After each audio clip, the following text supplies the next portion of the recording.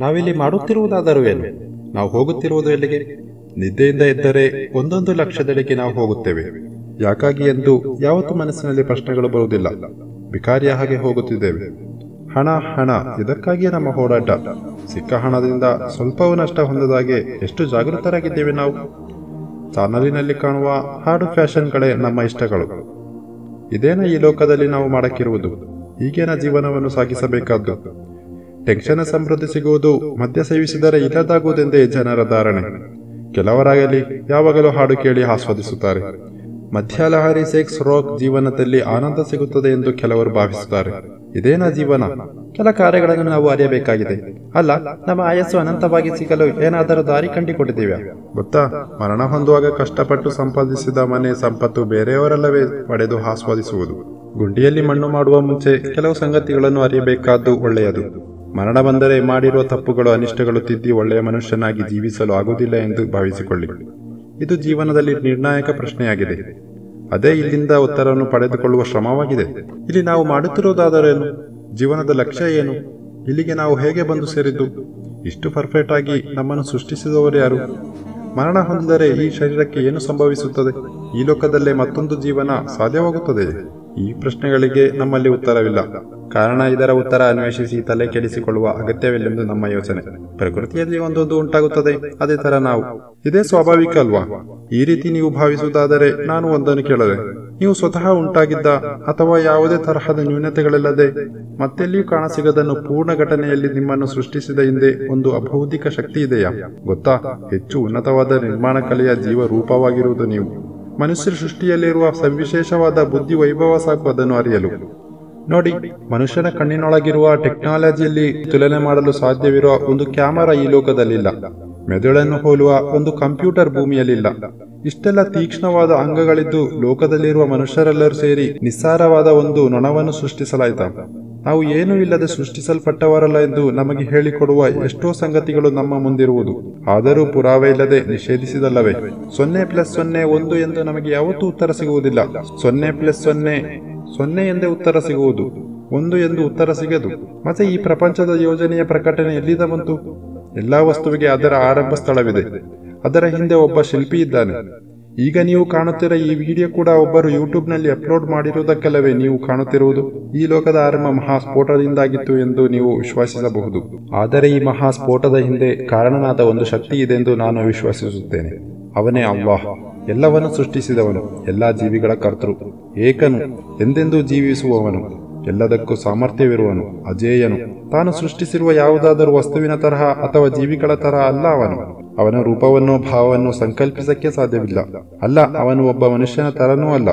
ಅವನಿಗೆ ಒಬ್ಬ ಭಾಗಿದಾರನೂ ಇಲ್ಲ. ಅವನು ಏಕನು. ಅವನು ನಮ್ಮನ್ನು ಹಾಗೆಯೇ ಬಿಟ್ಟು ಕಳಿಸಲಿಲ್ಲ. ಅವನು ಬೇರೆ ನಿರ್ಮಾತೃವಿನ ಹಾಗೆ ಅವನ ಕುರಿತು ಅರಿಯಲು ಒಂದು ಪಾಠ ಪುಸ್ತಕವಿದೆ, ಅಂದರೆ ಯೂಸರ್ ಮ್ಯಾನ್ಯುವಲ್ ನಮಗೆ ಕೊಟ್ಟಿರುವನು.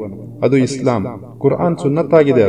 ಅದು ಆಹ್ವಾನ ನೀಡುವ ಸಂದೇಶ ಇದಾಗಿದೆ: ದೇವನು ಏಕೈಕನು, ಅಲ್ಲಾಹು ಅವನು.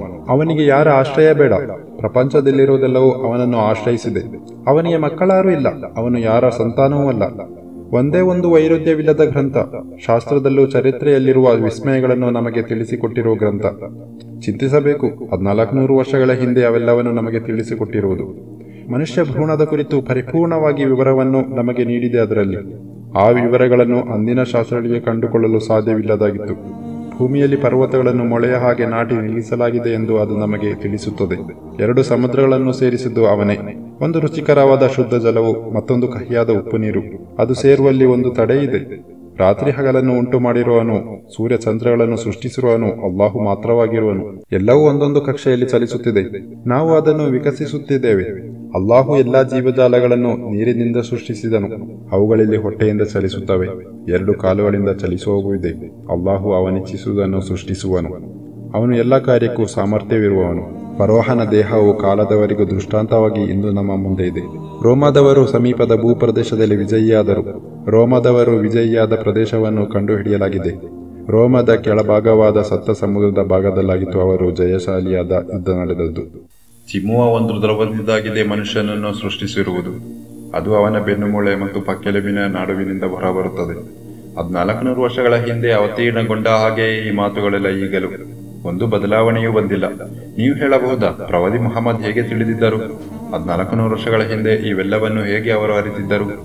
ಬರೆಯಲಿಕ್ಕೂ ಓದಲಿಕ್ಕೂ ಬಾರದ ಮನುಷ್ಯರಾಗಿದ್ದರಲ್ವಾ ಮಹಮ್ಮದ್. ಆದರೆ ಅವರಲ್ಲಿಗೆ ದೇವರಿಂದ ಬಂದ ಮಲಕ್ ಸತ್ಯ ಸಂದೇಶವನ್ನು ಕೊಂಡು ಬಂದಿದ್ದರು.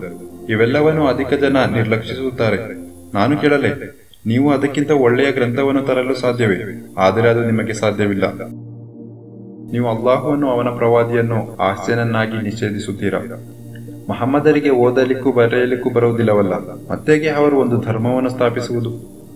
ಕಳೆದು ಹೋದ ವೇದ ಗ್ರಂಥಗಳನ್ನು, ದಿವ್ಯ ಸಂದೇಶಗಳನ್ನು ನೀವು ಅವಗಣಿಸುತ್ತೀರಾ.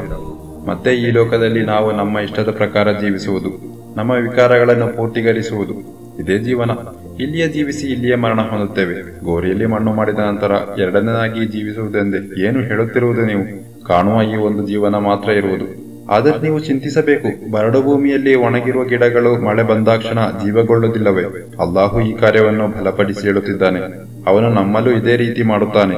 ನಾವು ಅವನ ಬೆರಳ ತುದಿಗಳನ್ನು ಕೂಡ ಸರಿಪಡಿಸಲು ಸಾಮರ್ಥ್ಯವಿರುವನಲ್ಲವೇ? ನಮ್ಮ ಪಕ್ಕದಲ್ಲಿಯೇ ಇದ್ದು ನಮ್ಮನ್ನು ವೀಕ್ಷಿಸುತ್ತಿರುವನು ಅಲ್ಲಾಹು.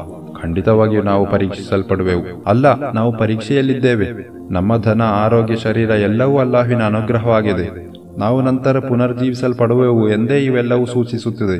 ನಾವು ಈ ಲೋಕದಲ್ಲಿ ಮಾಡಿರುವ ಎಲ್ಲ ಪ್ರವರ್ತನೆಗಳು ಒಂದೊಂದಾಗಿ ಅಲ್ಲಾಹಿನ ಮುಂದೆ ವಿಚಾರಣೆಗೆ ಒಳಪಡುತ್ತವೆ. ನಾಳೆ ಅಲ್ಲಾಹಿನ ನ್ಯಾಯಾಲಯದಲ್ಲಿ ನಮ್ಮ ಕರ್ಮ ಪುಸ್ತಕಗಳನ್ನು ಓದಲಿಕ್ಕೆ ನಮ್ಮಲ್ಲಿ ಹೇಳಲಾಗುವುದು. ನೀನು ಓದಿಕೋ ಎಂದೇ ಹೇಳಲಾಗುವುದು. ಚಿಕ್ಕದು ದೊಡ್ಡದಾದ, ಒಳ್ಳೆಯ ಕೆಟ್ಟದಾದ ಎಲ್ಲಾ ಕಾರ್ಯಗಳು ಅದರಲ್ಲಿ ಇರುವುದು. ಇಂದು ನೀನು ವಿಚಾರಣೆ ಮಾಡಲು ನೀನೇ ಸಾಕು. ನಾವು ಎರಡನೇದಾಗಿ ಪುನಃ ಜೀವಿಸಲಾಗದು ಎಂದು ಹೇಳಿದವರಲ್ಲಿ ಇಂದು ನನ್ನಲ್ಲಿ ಮಾತನಾಡಬಾರದು ಎಂದು ಅಲ್ಲಾಹು ಹೇಳುವನು. ನನ್ನನ್ನು ಅರಿಯಲು ಕಲಿಯಲಿಕ್ಕಾಗಿ ಒಂದು ಆಯಸ್ಸನ್ನು ನಿನಗೆ ನೀಡಿದ್ದೆ. ಆದರೆ ಅಂದು ನೀನು ವ್ಯರ್ಥವಾದ, ನಶ್ವರವಾದ ಕಾರ್ಯಗಳ ಹಿಂದೆ ಬಿದ್ದು ಅವಸರವನ್ನು ಕಳೆದುಕೊಂಡಿದ್ದಲ್ಲವೇ? ಆ ದಿನ ಸತ್ಯವನ್ನು ಅನುಸರಿಸಿ ಜೀವಿಸುವವರನ್ನು ಅಲ್ಲಾಹು ಸಂತೋಷವಾರ್ತೆ ನೀಡುವನು. ಆದರೆ ನೀನು ವಿಶ್ವಾಸಿಸಿಲ್ಲವೆಂದರೆ ನೀನು ನಿನ್ನ ಪ್ರವರ್ತನೆಗಳನ್ನು ಓದಿಕೋ. ಅದಕ್ಕಾಗಿ ಆ ದಿನದ ಸತ್ಯಾಂಶವನ್ನು ಅರಿಯದೆ ಹೋಗಬಾರದು. ನೀನು ಓದು ನಿನ್ನ ಈ ಕರ್ಮ ಪುಸ್ತಕವನ್ನು.